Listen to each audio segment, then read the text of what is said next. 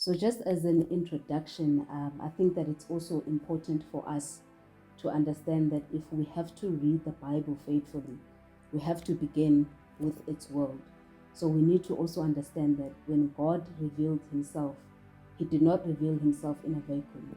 He spoke in a history through a people and into a specific culture, which had its own assumptions about life, order, and the divine creation. So in the ancient Near East, we find in Mesopotamia, Egypt, and Canaan, every nation told stories of how the world began. So I think this background is important for us to know so that we read into the story of creation with this background. So we find that some of the stories is that we find other people imagined gods being locked in conflict, their battles spilling over the making of the cosmos being the universe. In Babylon, we understand that they spoke of Marduk, that you can read more about in Jeremiah 50, which is a sea goddess who was known for cutting her body into two forms to form the heavens and the earth.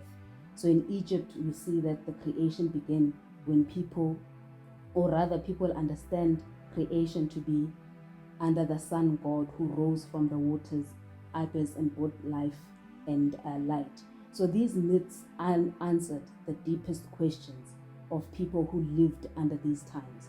Their questions were very different to the questions that we ask about creation. Their questions were more about who rules the heavens, where did order come from, why are humans here? And their answers were shaped by these cultures and by these myths that I just made an assertion to. So to them, if the sun was a god, sun as in Ilang, the sun, then it was worth it to be worshipped. If fertility came from Baal, then the rains demanded sacrifice. So if the sea was chaos, then the only gods who could hold it back, who could hold it back.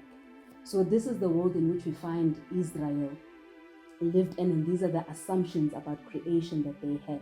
So it is into this world that Genesis was first revealed. So it was not with Adam sitting with a diary in Eden, but it was centuries later, after creation lived and after humanity was made and they lived in a history. So when Moses read the Torah scroll to the people fresh out of Egypt, where they were heading towards Canaan, they were surrounded by these nations and about these ideas of gods and creation. So this history matters because when we read Genesis, we have to read it from that lens. So when Israel heard in the beginning God created the heavens and the earth, for them this is not a dry statement of a fact, but they heard this as a direct challenge to the worldviews that surrounded them. So Genesis was not given into a neutral world, it was spoken in a contested one. So a world where creation itself was treated as divine, where the sun, moon, waters, and fertility were actually bowed down to. So if we read Genesis faithfully, we must first read it through their lens and also through their worldview. Because when we look at our 21st century questions are more about, does God exist? In their ancient history, it was given that there is a divine being. But God then needed to reveal that he is the ultimate divine being. So in this teaching, I would like to look at creation through the prism of God dethroning the gods of the nations, where the ancient Israel worshipped Baal, worshipped Marduk, worshipped Ra as the sun god, worshipped the moons and the waters. I want to be able to show that they are not divine beings, but this is just creation. And all that we see the word does is not only confront the myths of the ancient Near East, but it also confronts the myths of our own times and the gods that we've made of science, of chance, of stars, of ancestors, of wealth, things we are called to steward, but often we are found ending up worshipping them. So just to get into Genesis 1, it opens not with a speculation but a declaration. In the beginning, God created the heavens and the earth. So for Israel, who was surrounded by the myths of many gods, this answered their question, who created, which God rules the heavens and the earth? So the answer is clear, it is Yahweh alone. So for us in the 21st century, it begins to answer our question, does God exist at all? Genesis does not argue the point, but it rather declares it.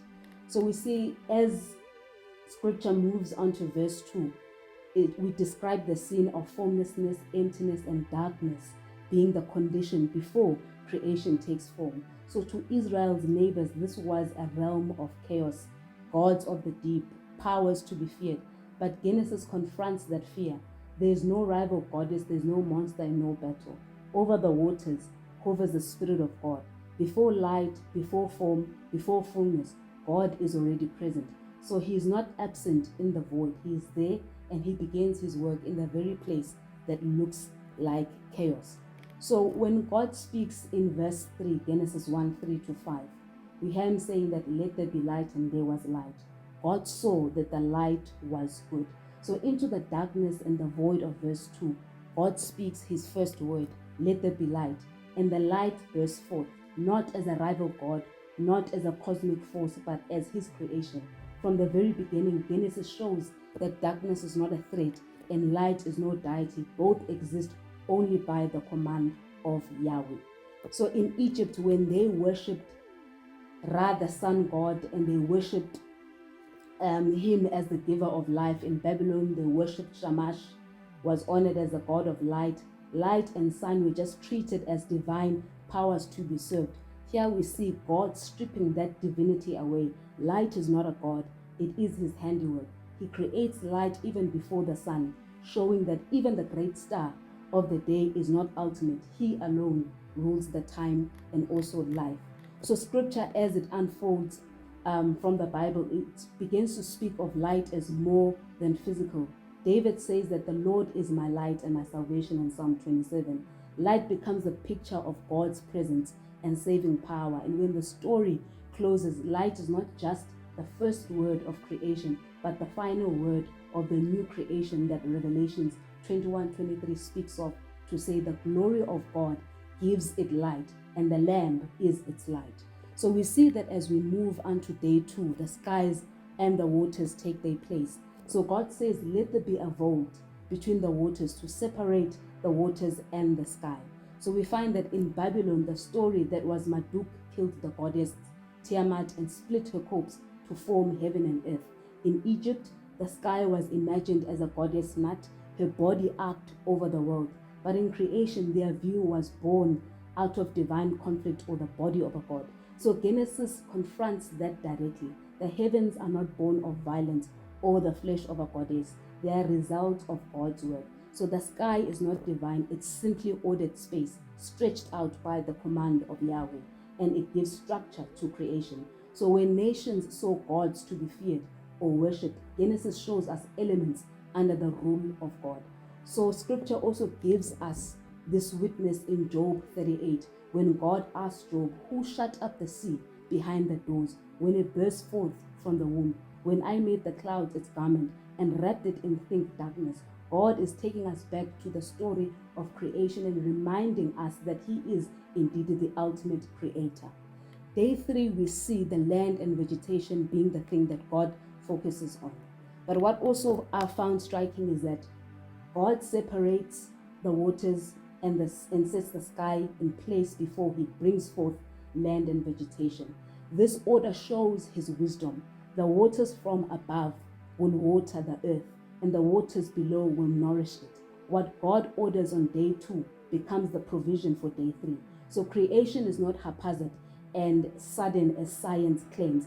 It is carefully structured so that life can nourish it. So we find that even when Canaanites credited Baal, the storm and fertility god, with making crops grow in the ancient history, we see that it is God who is also giving us the idea, and God who is giving us the claim that he is the one who makes and grows for the cattle, the plants for people to cultivate, according to Psalm 104.